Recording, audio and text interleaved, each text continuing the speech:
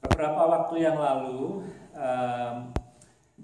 ketika pertama kali saya bikin Christmas tree di rumah, ya, bangun Christmas tree, kasih ornamen saya dengan Kiefer waktu itu berdua. Kemudian saya rekam short video, less than a minute. Kemudian videonya saya share ke Ali dan Vero, dan ada satu grup lagi yang saya share, yaitu grup WhatsApp SMA saya, ya, grup WhatsApp yang saya merasa belongs to itu grup SMA saya. Dan seperti biasa, video yang less than a minute itu saya beri judul judul lagu itu apa? Now it looks like apa? Beginning looks like Christmas, gitu ya. Dan kemudian satu teman baik saya kasih komen di dalam video itu, sama dengan yang tadi Pak Wiman sampaikan, yang Ali sampaikan. Sayang ya, ini kita hidup dalam masa-masa pandemik. Semoga pandemiknya segera berlalu, kira-kira begitu ya. Spirit message-nya supaya Christmas itu more cheerful, more joyful, pokoknya lebih bahagia. Nah, saya tidak mikir waktu itu, jadi spontan saja saya jawab gitu ya, tanpa pemikiran apa-apa. Saya jawab begini, entah itu ada pandemik atau tidak, entah itu ada COVID atau tidak, Christmas is now and here. Jadi tidak mikir itu, saya main jawab aja gitu ya. Dan kemudian teman-teman ada yang amin, amin, amin, setuju, agree, dan seterusnya gitu ya. Tapi saudara, tahun ini tahun yang spesial buat saya in relation with Christmas, karena di tahun ini saya menyadari, sadarnya dari mana? Bukan dari komen yang spontan itu, tapi dari renungan-renungan yang saya tulis. Saya baru sadar betul bahwa Christmas itu the meaning itu is so bigger dari yang saya pernah pikirkan sebelumnya gitu. Jadi the gift of Jesus itu itu luar biasa, changing the history. Dan saya katakan Christmas itu is unstoppable by COVID, is unstoppable by the pandemic. Mau ada pandemi kek, mau enggak kek, perasaan saya mau sedih atau mau seneng, saya lagi stres ngurus PR atau lagi happy dapat duit banyak misalnya, nothing to do with Christmas. Christmas is here and now. The gift of Jesus Christ itu is unstoppable, changing the history, changing our future. Especially bukan cuma future tahun depan atau 2 tahun lagi, tapi eternity, changing the eternity. Ya, jadi saya baru sadar. Jadi kalau saya bilang Christmas itu be joyful, be peaceful, be hopeful gitu ya. Saya learning tahun ini bahwa it is not so much depends on perasaan dalam hidup kita, dalam hati kita. It's not so much depends on the pandemic atau kesulitan atau challenges yang kita hadapi.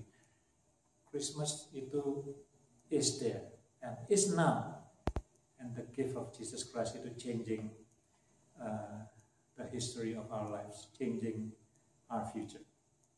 Mari kita buka Alkitab kita kalau punya Alkitab untuk membaca surat Roma. Ya, surat Roma pasal yang pertama. Surat Roma pasal yang pertama mulai dari ayat yang ke-8. Ayat yang terkenal, tapi mungkin sudah tidak pernah atau mungkin jarang untuk reflect on this.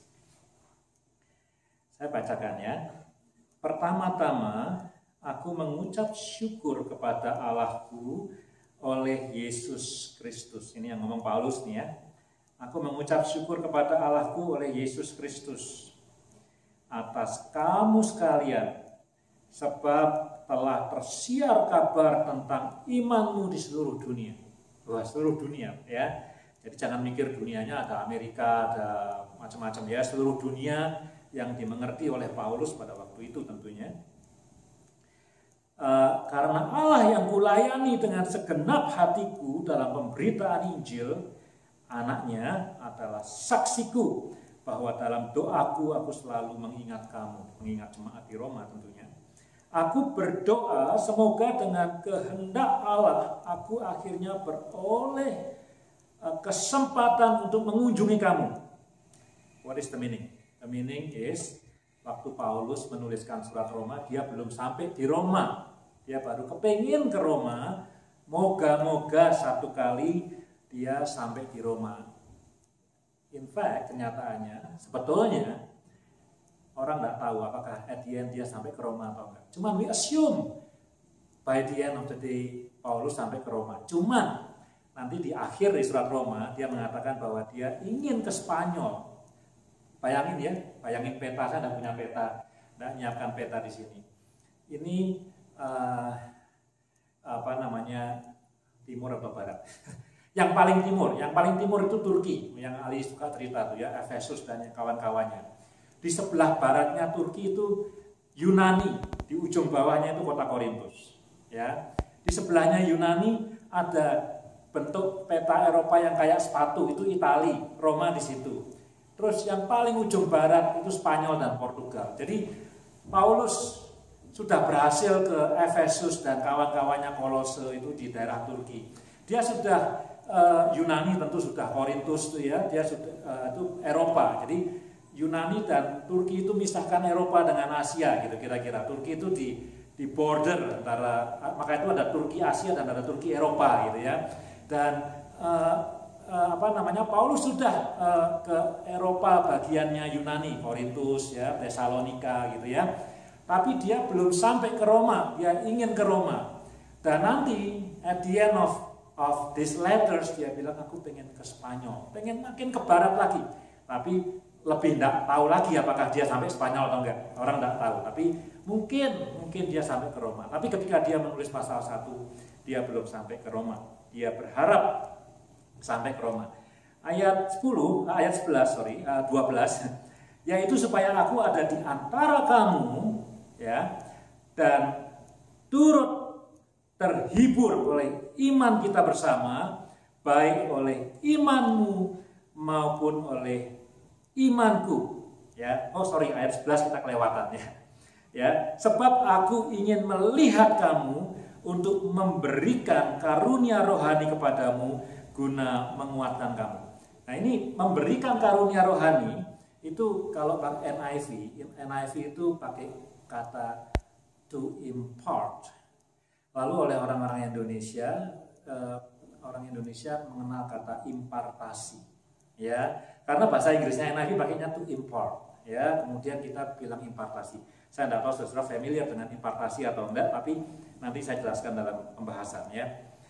Saudara, aku mau supaya kamu mengetahui bahwa aku telah sering berniat untuk datang kepadamu. Jadi ini kepengen sekali Paulus ke Roma, tetapi hingga kini selalu aku terhalang, ya. Agar di tengah-tengahmu aku menemukan buah seperti juga di tengah-tengah bangsa bukan Yahudi yang lain. Nanti saya jelaskan ya. Jadi Paulus selain ingin impart atau impartasi karunia rohani, dia juga ingin metik buah penginjilan maksudnya, supaya ada orang yang bertobat. Aku berhutang baik kepada orang Yunani maupun saya ulangi lagi ya. Aku ingin menemukan buah seperti juga di tengah-tengah bangsa bukan Yahudi yang lain. Jadi di Tesalonika di mana dia sudah lihat banyak pertobatan, tapi dia belum harvesting di kota Roma gitu ya. Aku berhutang baik kepada orang Yunani maupun kepada orang bukan Yunani, baik kepada orang terpelajar maupun kepada orang yang tidak terpelajar. Itulah sebabnya aku ingin untuk memberitakan Injil kepada kamu juga yang diam di Roma. Nah, saya baca 2 ayat yang terkenal, 16 dan 17. Sebab aku mempunyai keyakinan yang kokoh dalam Injil, karena Injil adalah kekuatan Allah yang menyelamatkan setiap orang yang percaya. Pertama-tama orang Yahudi, tetapi juga orang Yunani. Sebab di dalamnya nyata kebenaran Allah yang bertolak dari iman dan memimpin kepada iman, seperti tertulis, orang benar akan hidup oleh iman. Saudara, dalam Natal ini saya mendengarkan khotbah Natal, 2 khotbah Natal saya dengarkan. Tentu saya tidak khotbahkan khotbah itu, Satu, saya dengar khotbah Natal dari Pak Stephen Tom. Satu, saya dengar khotbah Natal dari Pastor Yose JPCC. Ya, Pak Stephen Tom saya dengar kemarin, JPCC saya dengar tadi pagi. Ya, jadi saya diberkati, ya toh. Pendeta perlu dengar khotbah ya, jangan khotbah terus gitu kan. Ya, nah di awal khotbahnya saya nggak cerita khotbahnya, saya cuma ngomong awalnya aja, karena awal itu kadang-kadang opening ya, eye opening gitu. Padahal khotbahnya nggak ada hubungan dengan awalnya gitu. Pak Tom bilang begini, dia mengajukan 2 pertanyaan. Nomor 1, adakah orang yang lahir di tempat yang lebih hina dibandingkan dengan Tuhan Yesus? Itu pertanyaannya. Saya pernah, saudara, karena tugas sekolah harus tinggal di India selama 1 bulan tahun 2006 yang lalu. Dalam sejarah hidup saya pernah juga ke tempat orang-orang miskin di Jakarta waktu saya kerja dengan Compassion. Tapi dalam sejarah hidup saya, tempat yang paling miskin yang saya pernah lihat itu adalah slum area, jadi daerah kumuh di Bangalore, di India bagian selatan itu. Ya, Bangalore itu kota yang maju. Kalau di India itu kota IT-nya, jadi komputer dan segala teknologi itu Bangalore. Tapi ada slum area yang jadi mirip dengan Jakarta. Jadi ada gedung tinggi tapi ada daerah kumuh gitu. Tapi yang di Bangalore ini nyentuh hati saya. Paling miskin. Saya bayangkan, saya lihat ada rumah gubuk gitu, isinya 7 orang. Kecil banget, mungkin segini gitu ya. Nggak bayangkan orang tua sama anaknya gimana hidup di situ. Tapi saya pikir-pikir mungkin dia lahir di situ itu. Salah satu bayinya itu lahir di tempat itu gitu ya. Tempat yang hina. Tapi meskipun tempat itu hina ya, meskipun tempat itu dekat dengan banyak sampah gitu ya, dan bukan milik dia sendiri, mungkin dia asal bangun gubuk begitu. Tapi at least gubuk itu didesain sejelek apapun itu untuk manusia. Tapi Yesus itu lahir di tempat yang didesain untuk binatang. Saya nggak pernah realize ini. Saya cuma tahu dia lahir di Palungan. Yusuf dan Maria nggak dapat hotel ya. Kemudian anaknya lahir di situ. Tapi sebetulnya itu kontras yang luar biasa hebat karena dia lahir di tempat yang seharusnya untuk binatang, even bukan untuk manusia. Even bukan untuk manusia yang miskin, ya. Mungkin untuk binatang yang kaya, tapi untuk binatang, bukan untuk manusia. Itu pertanyaannya pertama, Pak Tom. Apakah kita pernah tahu ada seorang yang lahir di tempat yang lebih hina daripada itu? Ya, nomor 2 pertanyaannya. Adakah ya hari kelahiran seseorang? Selamat datang. Ya, saya tungguin. Ya. Nah, pertanyaan yang kedua, adakah hari kelahiran seseorang di dunia ini, ya, yang terkenal sekalipun, Ratu Elizabeth siapa lagi, Albert Einstein, John Lennon, ya, saya kalau Desember gini selalu ingat karena John Lennon ditembak bulan Desember, nggak pernah lupa saya ya.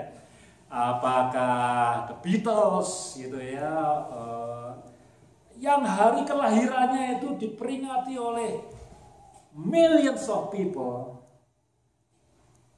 bahkan setelah 2000 tahun. Tentu jawabannya tidak ada, cuma Yesus saja. Yesus adalah orang yang ulang tahunnya, orang atau Tuhan, yang ulang tahunnya diperingati oleh demikian banyak orang setelah 2000 tahun. Jadi kontras sekali. Tempat kelahirannya itu paling hina, mungkin tidak ada orang yang lahir di tempat yang lebih hina dari itu. Tapi people do celebrate hari ulang tahunnya lebih dari semua orang. Setelah ngajukan 2 pertanyaan itu, Pak Tom bilang, now you know what kind of baby he is. Bayi seperti apakah Yesus itu, ya, yang meskipun lahir di tempat yang hina, tapi dikenal oleh jutaan orang, million of people, bukan cuma jutaan, tapi miliar dalam bahasa Indonesia, bahkan setelah 2000 tahun. Jadi saya bilang Christmas ini berkesan ya. Nah, ini hubungannya dengan Roma ya. Paulus ingin melakukan dua hal di Roma. Saya mencoba kita membayangkan, misalnya saya ini seorang pendeta, pakai contoh Indonesia ya, Kanada juga boleh. Misalnya saya ini pendeta dari kota Semarang, ya, saya khotbah apa aja, ya, khotbah menginjil, ya, misalnya khotbahnya penginjilan KKR dan segala macam, dan katakanlah saya sukses di Semarang, ya, atau jangan Semarang terlalu tinggi, ambil kota yang lebih kecil. Pekalongan misalnya ya, atau Tegal, atau apa sajalah kota yang bukan ibu kota provinsi. Saya nginjil dan kemudian saya berhasil, ya. Apa yang terjadi? Saya akan punya ambisi. Ini ambisi yang positif, bukan ambisi yang negatif. Saya punya keinginan. Saya mau khotbah di ibu kota provinsi. Jadi kalau selama ini saya dikenal sebagai pendeta di Pekalongan saja, sekarang saya mau khotbah di kota Semarang, di ibu kota Jawa Tengah itu. Ya. Lalu kalau tidak ada gereja yang terima ya saya sewa stadion. Zaman dulu masih agak bebas nyewa stadion KKR gitu kan ya.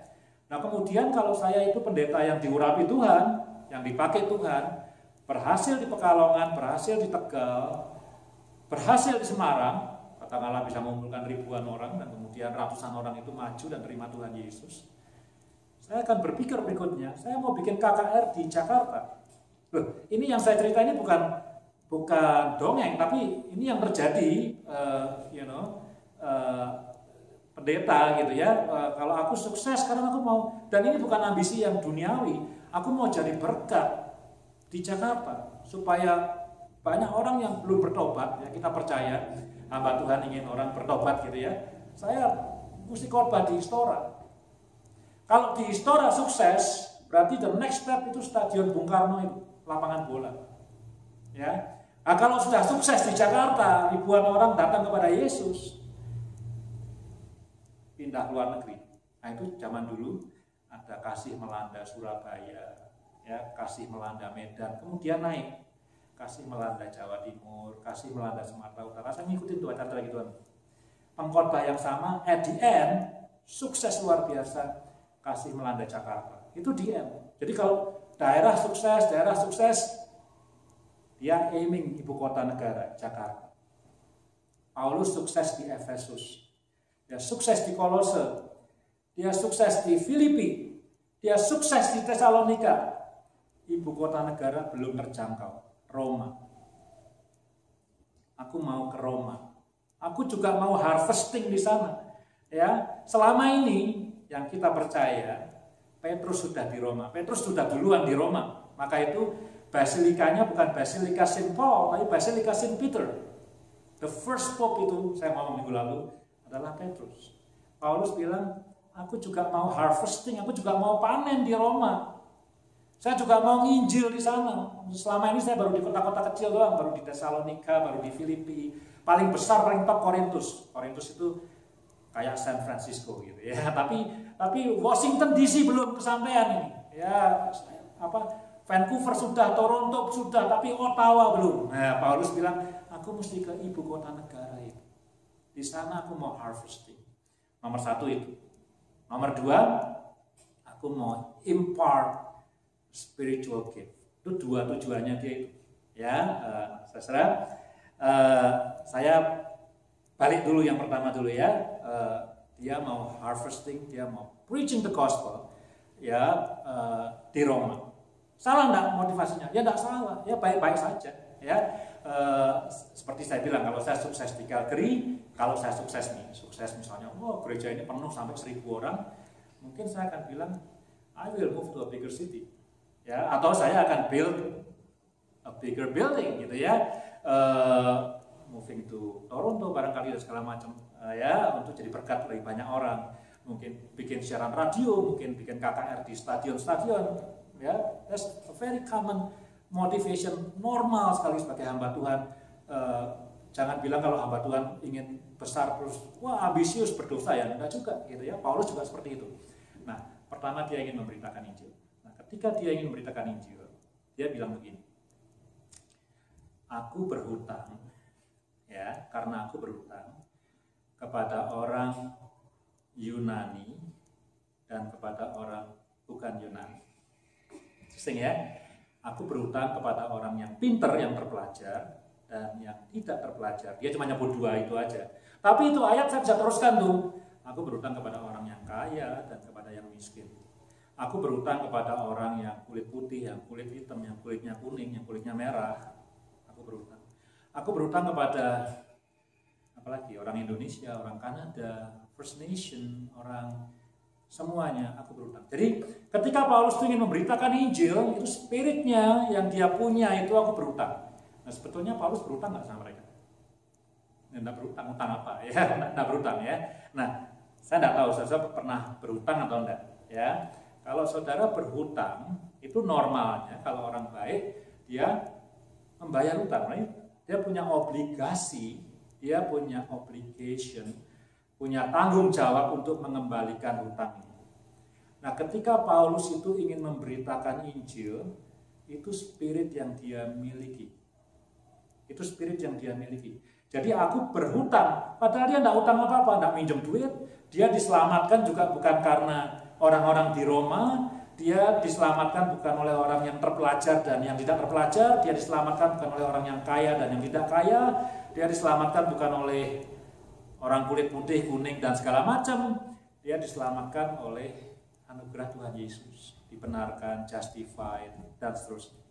Tapi ketika dia ingin memberitakan Injil, maka motivasi dia dan spirit dia itu seperti orang yang berhutang.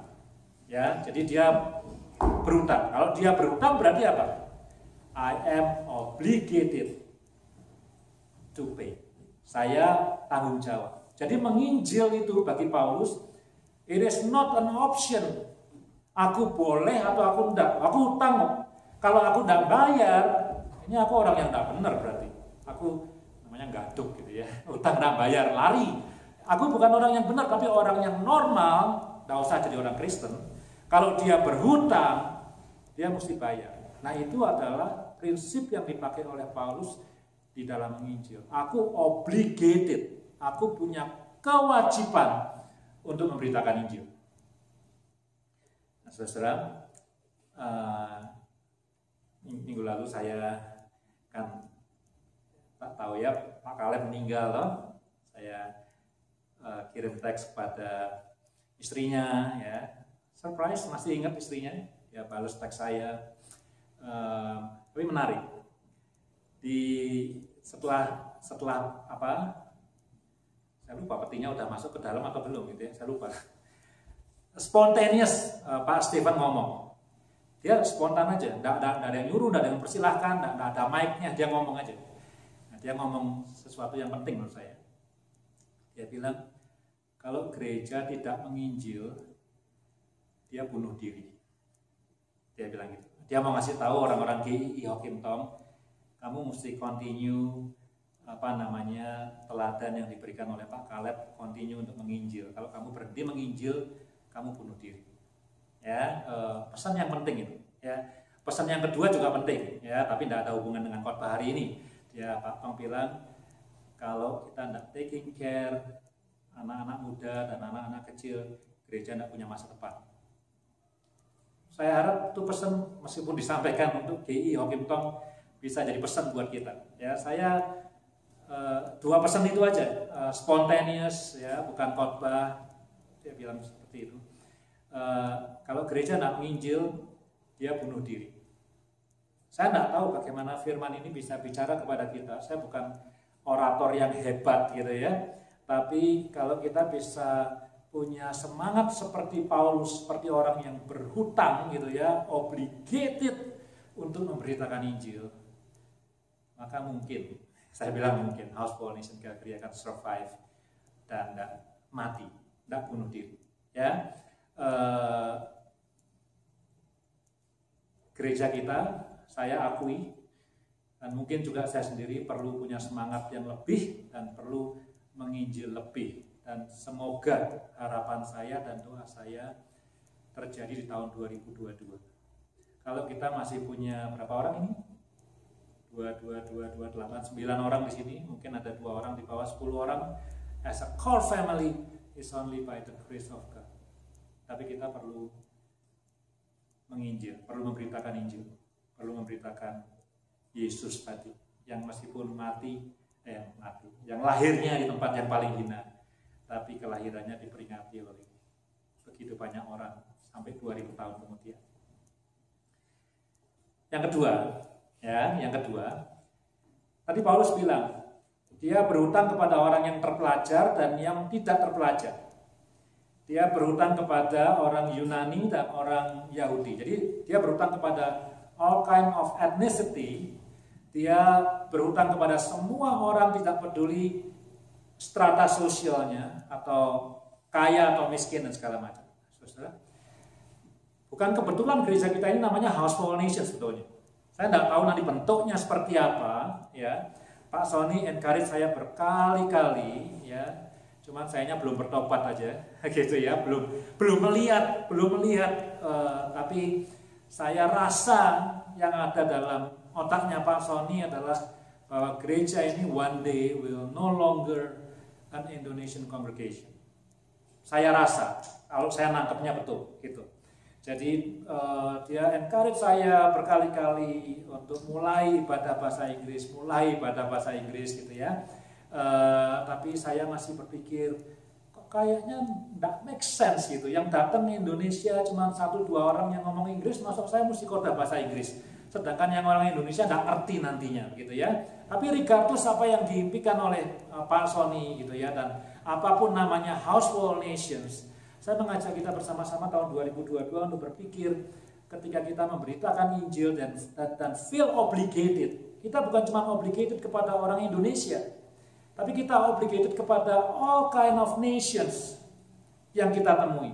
Ya, sebetulnya contoh yang paling ideal di House for All Nations ini adalah Coquitlam Campus. Ya, lebih dari kampus-kampus yang lainnya. Coquitlam Campus itu kan kalau kita disebutnya kampus berbahasa Indonesia, ya. Kalau yang tempatnya Pak Sony juga namanya lebih jelas lagi Indonesian Campus, bahasa Indonesia. Kalau yang Pastor Daryl bahasanya is very obvious English. Yang Mandarin Campus, Pastor James lebih obvious lagi. Mandarin Campus ya bahasanya Mandarin. Tapi Coquitlam Campus bahasanya adalah bukan English, tapi broken English. Ya, jadi karena pastornya itu minder sekali. Jadi Pastor Obi itu minder kalau khotbah gitu ya, karena dia merasa Inggrisnya itu tidak bagus. Menurut saya kalau dia ngomong saya ngerti-ngerti aja. Saya tidak ada masalah dengan dia ngomong gitu ya. Tapi dia selalu merasa minder. Dia orang Korea gitu ya. Kok Inggrisku kok kurang bagus gitu. Istrinya jauh lebih bagus Inggrisnya. Anyway, itu yang paling jelas. Ada orang Irannya, ada orang Afganistannya. Ya, saya cerita ada orang Turkinya. Coquitlam is a very international campus. Nah, saudara, maksud saya adalah tahun 2022 kita berhutang bukan hanya kepada orang Indonesia, ya, bukan berhutang hanya kepada orang yang etniknya sama dengan kita. Kita tidak hanya berhutang kepada orang-orang yang terpelajar. Saya assume kita semua yang ada di ruangan ini orang yang terpelajar. Kita juga berhutang kepada orang yang tidak terpelajar. Kita tidak hanya berhutang kepada orang-orang yang punya status ekonomi yang baik, tapi kita juga berhutang kepada orang-orang yang miskin, master seat. Saya kerja naik kereta api kan, nah, ini pengalaman yang menarik. Saya tahu sejak beberapa tahun yang lalu bahwa di kota-kota besar di North America, problem sosial yang paling menonjol itu homelessness. Saya pernah ngomong beberapa kali ya. Beda dengan kemiskinan di Indonesia, tapi kota-kota besar di North America problemnya adalah homelessness, dan mereka ngumpulnya di downtown. Tapi karena saya sering naik kereta api, saya baru sadar bahwa homelessness ini bukan problem orang malas. Ya, kalau homelessness ini adalah problem orang malas, maka semua orang malas bisa jadi homeless. Right? Orang Indonesia malas jadi homeless, ya. Orang apalagi? Orang Syria malas jadi homeless. Orang India malas jadi homeless. Orang China malas jadi homeless. Tapi selama saya kerja dari akhir November sampai hari ini naik kereta, saya tidak pernah ketemu orang Cina jadi homeless. Saya tidak pernah ketemu orang Indonesia jadi homeless. Atau mungkin saya masih kurang banyak naik kereta api, ya. Tapi mungkin 80% yang jadi homeless itu adalah orang-orang First Nation. So sad. Saya sedih, ya. Kalau begini ini bukan soal problem males ini. Ini etnik ini. Etnik, ya, mabuk. Saya sampai nanya sama Au tuh ya. Saya enggak tahu kenapa orang homeless itu kalau jalan kok kakinya nggak bisa lurus gitu. Ya, enggak tahu saya. Jalannya pasti gini kan? Kalau lihat ini jalannya pasti gini. Pak Iman tahu kayak di tahun-tahun. Saya enggak tahu kenapa ya. Apakah terlalu banyak minum apa? Saya enggak tahu apa yang membuat mereka seperti itu. Dan satu malam di stasiun Citrenya Chinook itu, mereka diusir-usir oleh polisi itu, peace officer itu. Diusir-usir. Mereka itu dingin tuh kan, di haltenya ada heaternya, mereka pada di situ ngumpul gitu. Diusirin. Polisinya bilang you have to find shelter. Polisinya saya tahu saya enggak homeless, jadi saya enggak diusir, mereka diusir-usir gitu ya. Which is, wah ini bukan cuma masalah males atau enggak males ya, tapi ini ada sesuatu yang lebih akarnya itu apa gitu ya, kenapa bangsa ini harus menderita sebagai majority, sebagai homeless. Saya enggak tahu kenapa, saya belum belajar lebih jauh mengenai hal itu. Tapi saudara, kita obligated juga kepada mereka. Kita mesti bayar utang kepada mereka. Kita juga berutang kepada mereka. Kalau kita pakai spiritnya Paulus, kita juga perlu memberitakan Injil kepada mereka. Nah, saya sekali lagi appreciate Pak Pastor Obi, karena di antara House for All Nation hanya Coquitlam Campus yang menginjil kepada orang-orang First Nation pada hari ini. Ya, nah, saudara, yang butuh Injil bukan cuma orang Indonesia. Yang butuh Injil bukan cuma orang miskin, bukan cuma orang kaya, bukan cuma orang terpelajar, bukan cuma orang bodoh, bukan cuma orang Yunani, bukan cuma orang Yahudi, bukan cuma orang Kolose, Efesus, Korintus, dan Tesalonika, bukan cuma orang Calgary, tapi semua jenis orang butuh Injil. Dan Paulus ingin memberitakan Injil dengan semangat aku berutang. Itu yang kedua. Ya, jadi yang pertama semangatnya berutang, yang kedua hari ini saya berharap tahun depan, saya tidak tahu bagaimana Tuhan memimpin gereja ini, tapi kita boleh keluar dari ibadah ini, dan kalau lihat orang yang meskipun kita tidak kenal, apapun warna kulitnya, seperti apapun penampakan wajahnya, mungkin kita tidak berani menginjil, tapi ingat kita utang sama mereka. Kalau kita mau taat firman Tuhan hari ini, kita utang sama mereka. Kita tidak cuma misalnya Bapak Wiman dan Bu Nester ya, misalnya mereka ini bukan suami istri, pokoknya orang gitu. Terus aku lihat-lihat, wah Pak Wiman kayaknya lebih terbuka nih sama Injil, ya. Jadi aku Injilnya ke Pak Wiman aja dah. Bu Nester kayaknya galak, nggak mau dah. Nah, gitu ya. Tapi kita berutang kepada kedua-duanya. Kalau pakai teologinya Paulus, kita mungkin lihat, wah yang satu orangnya murah senyum, yang satu badannya gede, banyak tatonya. Thank you. Nah, yang satu bersih, yang satu bau alkohol, brewokan, banyak tatonya gitu ya. Nah, aku nginjil yang bersih aja ini, ya. Kalau nginjil yang brewokan, bisa ditonjok, saya repot gitu kan. Tapi saudara, kita berhutang kepada kedua orang ini. Baik yang terpelajar maupun yang tidak terpelajar, aku berhutang. Baik kepada Yunani, Yahudi, aku berhutang. Miskin, kaya, pemabuk atau yang tidak pemabuk, aku berhutang. Saya harap ini tidak banyak orang di sini, tapi I think it is worth to share with the core family of House for All Nation apa yang Paulus sampaikan. Ya, Natal hebat, unstoppable. Tadi di awal saya sudah katakan, apapun perasaan kita, tapi Natal juga memberi kita tanggung jawab untuk memberitakan pesan dan Injil yang dibawa oleh Yesus Kristus. Yang terakhir, 3 poin kan? Ada kerinduan Paulus yang lain, yaitu to impart the spiritual gift. Impart. Saya buka dictionary. Impart itu apa?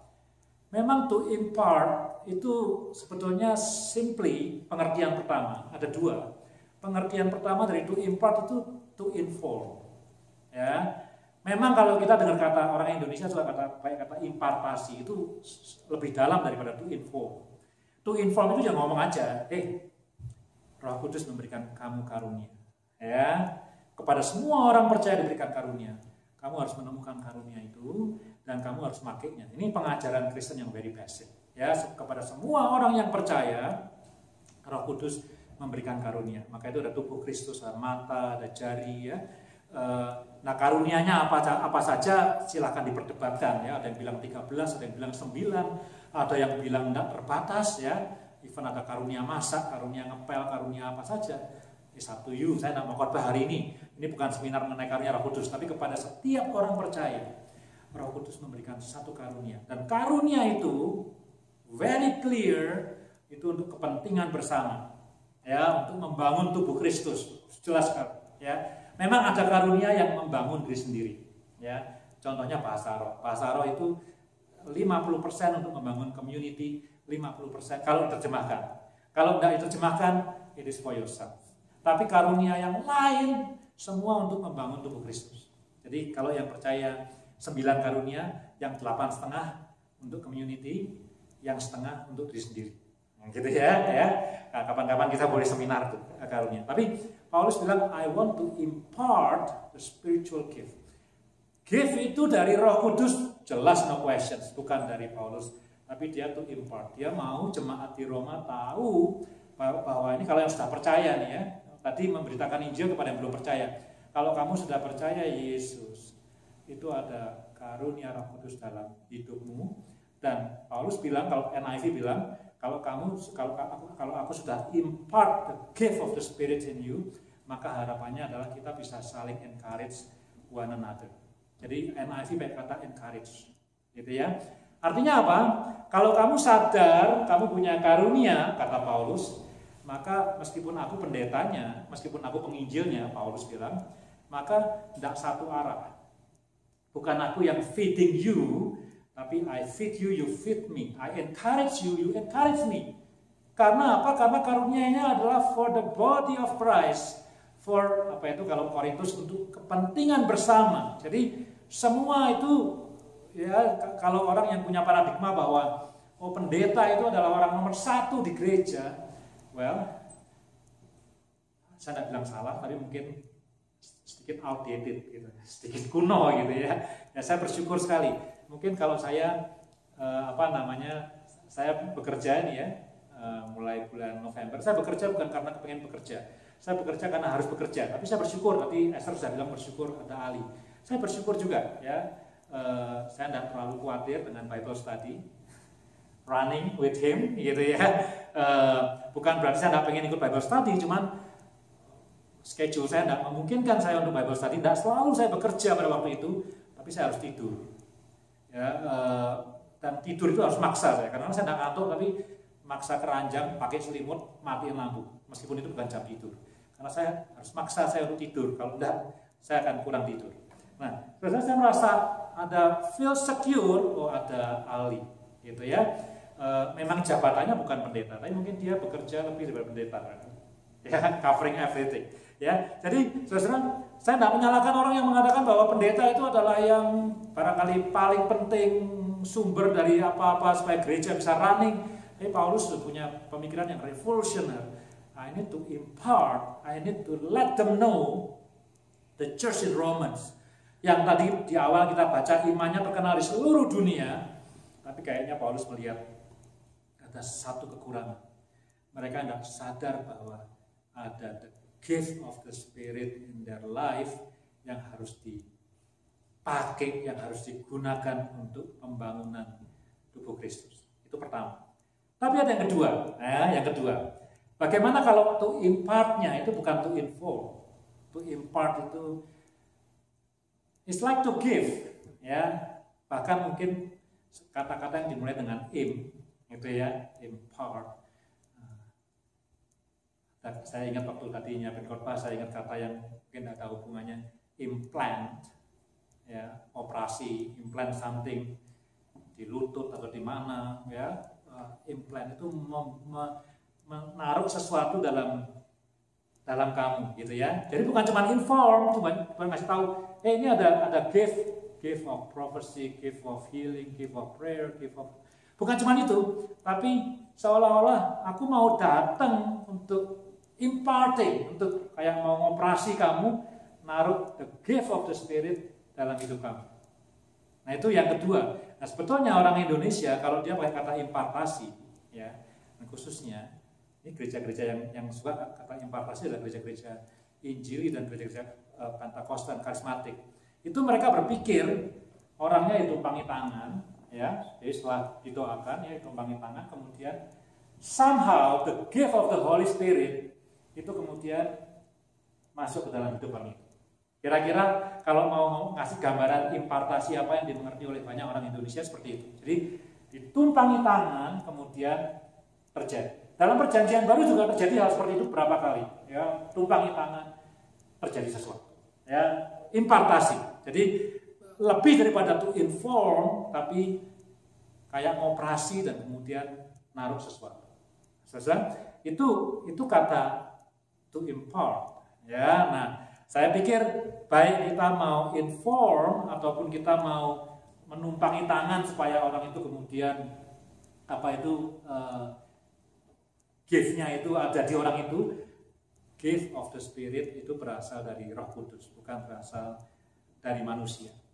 Tapi Paulus melihat bahwa jemaat di Roma yang imannya itu luar biasa kuat, ternyata mereka belum encourage each other, mereka belum apply the gift of the Spirit yang diberikan oleh the Holy Spirit dalam hidup mereka, itu belum diaktifasi, belum diactivate, kayak kartu kredit belum diactivate. Jadi kalau untuk saya, kerinduan Paulus untuk datang ke Roma, kalau saya boleh modify the word gitu ya, itu bukan to impart, tapi to activate. Semua orang percaya bagian dari tubuh Kristus diberi gift dari Roh Kudus. Ada yang satu, ada yang dua, ada yang tiga, up to the Holy Spirit.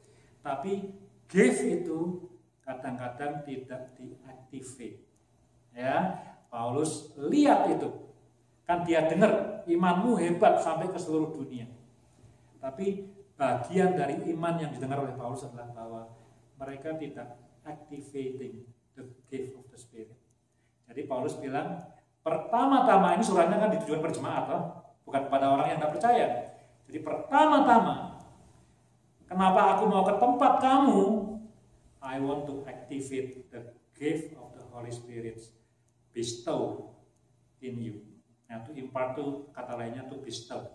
Nah, ya, taruh di situ. Aku mau activate itu. Aku mau gereja kamu sehat, semua melayani yang diberikan oleh Roh Kudus dipakai untuk melayani, membangun tubuh Kristus. Tapi kedua, dia bilang, aku juga mau harvesting, aku juga mau menginjil orang-orang di ibu kota negara yang belum terima Yesus.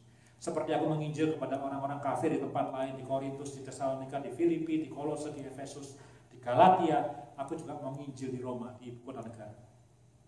Supaya aku bisa harvesting orang. Itu tujuannya Paulus datang ke Roma. Saudara-saudara, saya berharap firman ini boleh menguatkan kita menjadi inspirasi tahun yang baru. Kalau saudara suka main Instagram dan suka lihat reel, video-video yang singkat, belakangan ini ada muncul video menarik sekali. Nah, video ini muncul, saya menduga, karena kita mendekati akhir tahun. Ya, videonya bisa macam-macam, tapi kata-katanya sama, direkam. Ya, pada suatu kali, kira-kira ceritanya, orang bertanya kepada Buddha, ini bukan Kristen, kepada Buddha, apakah kesalahan manusia yang paling umum, yang paling besar dalam hidup ini? Lalu Buddha menjawab, kesalahan yang paling besar dari manusia adalah karena mereka merasa mereka memiliki waktu, time. Sebenarnya tidak ada manusia yang punya waktu. Waktu itu free. Kita tidak harus membayar untuk waktu. Betul kan? Kita punya waktu terus, kita tidak punya waktu. Waktu itu free. Kita bisa menggunakannya. Kita bisa menyia-nyiakannya. Tapi itu bukan punya kita. Tapi itu free. You don't have to pay for your time. Kita bisa menyia-nyiakannya. Kita bisa menggunakannya. Jadi ini ngomong soal waktu. Bagaimana kita utilizing time given to us. Dan di akhir dia katakan, dan waktu tidak bisa diulang. Sudah lewat, ya sudah. Kita tidak bisa save. We cannot save time. Bawa kantong plastik, masukin waktu, tidak bisa. Ya, nggak bisa kirim ke bank, aku mau save time. Kita bisa save money, we cannot save time. Waktu bukan kita punya, tapi it's free. Interestingly enough, it's free. Tahun 2022, it's free. You don't have to pay to enter the new year. We don't have to pay. Nggak usah bayar, kita masuk tahun 2022. Tapi kita akan salah kalau kita merasa kita punya waktu. Nah, saya encourage kita semua. Tuh Felicia. Ya, tunggu Felicia. Ya, saya mau encourage kita semua tahun 2022. Kita gratis masuk tahun 2022. Tidak harus bayar masuk tahun 2022. Tapi kita mau belajar dari Paulus. Satu, ayo kita menginjil. Kalau enggak, gereja kita akan bunuh diri. Bukan gereja kita, gereja akan bunuh diri kalau enggak menginjil. Jadi kita perlu memberitakan Injil. Supaya kita memberitakan Injil dengan sungguh-sungguh, jadilah orang yang berhutang. Obligated. It is not a choice, it is a must. Itulah gereja. Yang kedua, ayo kita sama-sama activate the gift of the Spirit. Saya tidak akan numpangin tangan Bapak Ibu sekalian hari ini gitu ya, kayak tipe orang-orang karismatik atau Pentakosta. Tapi ayo tahun 2022 kita activate more the gift of the Spirit yang ada dalam hidup kita, atau the talents, kalau pakai bahasa kata talenta, dalam hidup kita untuk kemuliaan Tuhan, untuk membangun tubuh Kristus. Masih banyak yang bisa kita kerjakan dalam gereja ini. Ya, masih banyak. Saya percaya masih banyak. Banyak sekali. So, I'm so thankful to God for House of Nation Calgary 2021. I'm thankful to God. Kita berterima kasih kepada Tuhan. Tuhan memelihara kita sampai hari ini. Ini gereja, ini bukan gereja yang mati. Ini gereja yang masih dipakai Tuhan dengan segala ketidaksempurnaannya. Mari kita bersama-sama di tahun 2022 melayani Tuhan dengan lebih lagi. Yuk kita berdoa bersama-sama. Saya undang kita bangkit berdiri supaya kita juga bisa mengakhiri ibadah kita bersama-sama. Bapa di surga, terima kasih untuk firman-Mu pada hari ini Tuhan Yesus. Terima kasih untuk kelahiran-Mu Tuhan. Terima kasih untuk Natal. Meskipun Kau lahir di kandang yang hina, yang didesain bukan untuk manusia, tapi didesain untuk binatang, lebih rendah dari manusia. Meskipun cara matimu juga cara mati yang hina, seperti orang yang bersalah, yang terhukum. Tapi Tuhan, tidak ada orang yang sehebat Engkau yang hari kelahirannya dan hari kematiannya diperingati oleh miliaran orang di seluruh dunia, bahkan setelah 2000 tahun. Sekarang kami sadar dan kami tahu siapa Engkau Tuhan. Terima kasih for the gift of Christmas, the gift of Christ Jesus, the gift of salvation, that changing our future, that changing our eternity. Thank you Lord Jesus, terima kasih. Tuhan, terima kasih untuk gereja ini, House of Nation Calgary. Engkau menopang sampai hari ini, bukan karena kekuatan kami, tapi karena kebaikan-Mu Tuhan. Kami tahu, kami yakin Tuhan masih mau pakai gereja ini, Tuhan masih mau pakai gereja ini menjadi alat Tuhan untuk memberkati baik itu orang Yunani, baik itu orang Yahudi, baik itu orang terpelajar, baik itu orang yang tidak terpelajar, orang kaya atau orang miskin. Tolong Tuhan Yesus supaya kami punya jiwa seperti Paulus, bahwa menginjil itu bukan pilihan, tapi kewajiban, bayar utang. Tolong kami Tuhan supaya seperti Paulus mau activating the gift of Spirit, karunia-karunia Roh Kudus yang Tuhan berikan dalam hidup kami, supaya kami boleh dipakai bersama-sama untuk membangun tubuh Kristus. Terima kasih Tuhan Yesus. Bapak, sore hari ini kami berdoa untuk Pak Irwan, Cik Ruth yang dalam perjalanan ke Indonesia. Tuhan menyertai mereka, melindungi mereka. Bukan hanya menyertai dan melindungi, tapi menolong mereka untuk bisa menyelesaikan semua yang harus diselesaikan di Indonesia. Mereka minta didoakan supaya boleh ada favor shorter karantina, waktu karantina. Tuhan, hamba tidak tahu, kami tidak tahu Tuhan, tapi Engkau itu Tuhan yang ajaib. Kami minta dan kasih karunia yang lebih bagi mereka Tuhan, apa yang mereka harapkan supaya karantina boleh bisa lebih pendek. Lindungi mereka Tuhan, sertai mereka, pakai supaya waktu-waktu mereka di Indonesia bisa menjadi fruitful. Ini berdoa untuk segenap jemaat-Mu. Kami berdoa Tuhan, supaya tahun yang baru, tahun 2022, kami boleh tambah setia kepada Tuhan. Kami boleh tambah mengasihi Tuhan. Kami boleh tambah dewasa dalam pengenalan kami akan Tuhan. Kami boleh menjadi semakin rajin, semakin taat kepada firman Tuhan. Terima kasih Tuhan Yesus. Terima kasih. Kami gantungkan seluruh hidup kami dengan penuh kerendahan hati kepada kuasa Tuhan, kepada kasih karunia Tuhan. Jemaat, terimalah berkat Tuhan. Kiranya damai sejahtera dari Allah Bapa, damai sejahtera yang melampaui segala akal pikiran, damai sejahtera yang berbeda dari yang diberikan oleh dunia ini, boleh memenuhi hidup kita. Dan kiranya kasih karunia dari Yesus Kristus, kasih yang tiada duanya, kasih yang ajaib, kasih yang membawa Tuhan dari surga turun ke dunia ini, boleh menyertai hidup kita. Dan kiranya persekutuan di dalam Roh Kudus yang menganugerahkan karunia-karunia untuk membangun tubuh Kristus boleh juga menyertai hidup kita dari sore hari ini, di tahun 2022, dan sampai Tuhan datang kembali. Amin. Amin. Tuhan memberkati.